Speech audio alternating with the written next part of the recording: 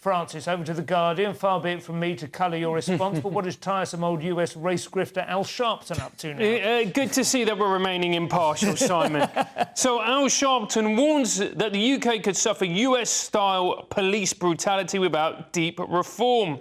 And he is on the eve of a two-day visit to the UK. He has said that systemic racism and a culture of policing that produces brutality must be addressed. And this is the problem when you have people from the United States commenting on things that they know relatively little to nothing about. We do not have the same problems when it comes to police brutality that they have in the United States, because we do not have, and this is the most important thing that people miss all the time, we do not carry guns in this country. They don't generally. I mean, there are occasional shootings, but they have to be specifically accorded, don't they, to the officers? Of course they do. But the vast majority of citizens in this country don't carry guns either. As well, yeah. Yeah. So when in the United States, when there is a stop and search, immediately things are heightened because the police officer doesn't know if the citizen is carrying a gun. So automatically, it's a high-stakes game. Whereas in this country, the stakes are much lower because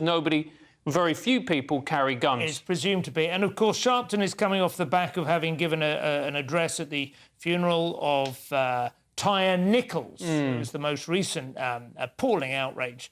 But this was committed by 5 black police officers. Well, exactly, and this was committed by 5 black police officers, and it was an awful incident, like you said. Let's just make that absolutely clear.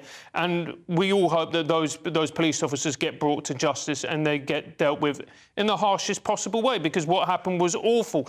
But the problem is what happens when you get US-style identity politics imported wholesale into this country and then just digested, when the reality is it's 2 different countries, 2 different police forces, 2 completely different cultures. Absolutely right, and I'm afraid to say I don't think Al Sharpton is going to be alive to those nuances. Never mind, Steve, Telegraph now.